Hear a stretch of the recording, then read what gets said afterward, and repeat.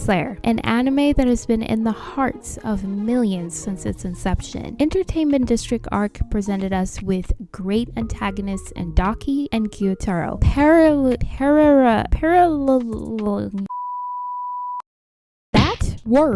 The Kamado siblings in a what-if scenario, accentuating one of the main themes of the series, familial bonds, particularly of the bond behind a brother and sister relationship. Have you ever wondered what would have happened if Tanjiro and Nezuko became demons and Tanjiro turned to hatred and anger after his family is annihilated?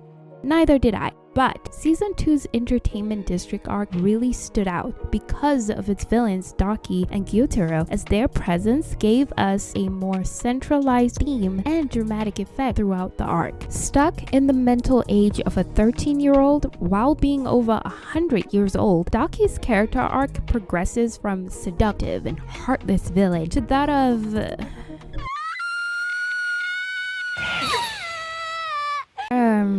the world's smallest violin, clinging to her older brother like your best friend's girlfriend. As one of the primary antagonists, Daki is a demon of the upper rank 6 of the 12 Kizuki, sharing this position with her brother, Gyutaro. Her introduction shows her abusive and aggressive nature, as she is shown pulling on a young girl's ear for not cleaning her room. Levi would have loved her, and whipping Zenitsu to Kingdom Come for merely touching her. She demonstrates her sadistic side from her delight in messing around with her victims before consuming them. She has a superiority complex, preferring only to fight Hashiras, brushing off other demon slayers as not worthy of her time. Daki is arrogant, brazenly expressing boredom fighting Tanjiro due to how slow his technique and movements were. She believed herself to be powerful, invincible, and superior to all humans. Daki also had a seductive side, owing to her veneer as an Oiran and her considerable success as an exceptionally skilled courtesan, earning her fame and wealth. As a human, she grew up revered for her beauty,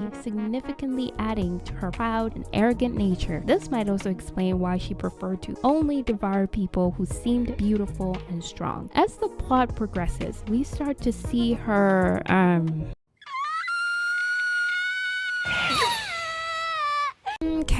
vulnerabilities. The facade behind her self-aggrandized identity starts to collapse as she begins to lose. It's at this moment that we realize Daki is a red herring. If she is the upper 6 of the 12 Kizuki, how are Tanjiro and Nezuko able to hold their own against her? We know the upper ranks of the 12 are exceptionally powerful. Rengoku and Akaza's fight proved that much. So why is Daki weirdly underwhelming? Because she's not the main threat. We also learned that Daki is a pyrophobic during her fight with Nezuko. This was due to her past trauma being burnt alive in her human life. Because of this, she appears to have arrested psychological development. Her character essentially regresses to that of a child. We start to see who Daki really is. After easily getting decapitated by Tengen, she throws a temper tantrum, exhibiting her ill-tempered and childish nature, in contrast to her authoritarian, catty, domineering, and arrogant exterior. Daki ultimately is a 13-year-old girl in a 100-year-old body, a child crying out to her older brother to save her. A lot of her composure and indifference as a disconnected, untouchable villain is exposed. This is what makes her character engaging and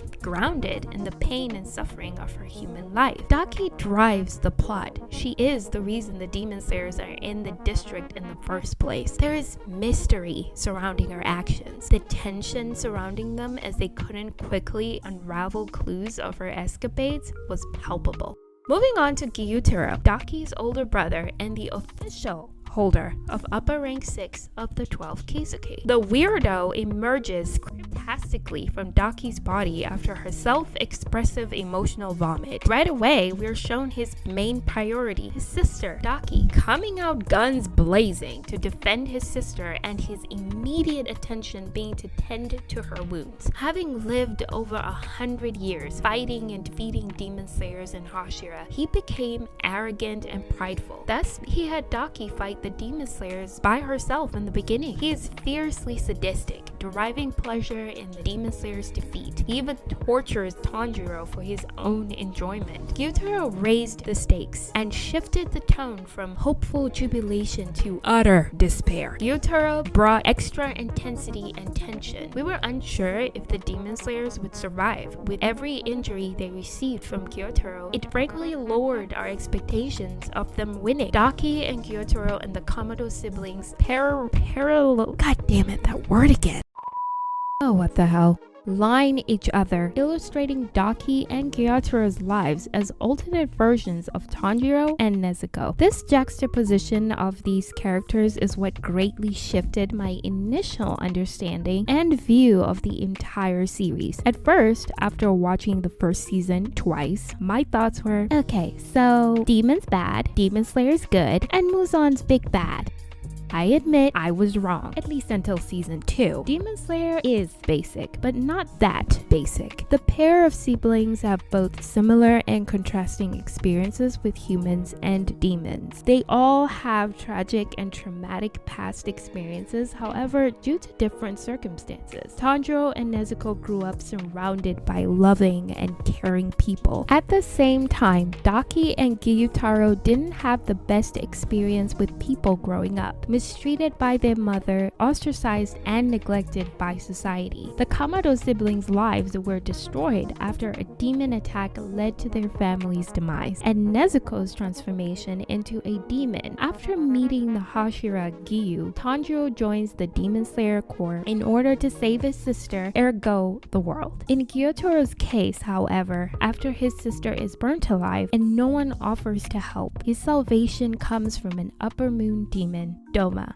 Tanjiro saved his sister from being killed as a demon, while Gyutaro saved his sister by agreeing to turn into demons. So what's the point of all this? Here's what I think. Demon Slayer is great because it gets to the point. There's a certain value and beauty in its simplicity. From the juxtaposition of these pair of siblings, Demon Slayer tries to go further than the demon's bad, human's good basis, and takes it further to highlight that in this world, the world of Demon Slayer, humans and demons are nearly cut from the same cloth. The other just happens to eat its victims. Now, season 1 did sort of denote this, but not in as concise a manner as in this season. People are shaped by their environment, and demons, respectfully, represent those failed by and neglected by society. It's nothing new or out of the ordinary, but we can at least agree it's beyond elementary. Daki and Gyutaro are tragic antagonists, and that's one of the great elements of Demon Slayer. When demons are defeated, it's not treated entirely as an aha moment, but it's rather sorrowful and sad, as in they're fixed and given some level of peace rather than just vanquished. It also shows how even the antagonists aren't heartless despite being man-eaters. Familial bonds being one of its primary themes, Daki and Gyutaro's characters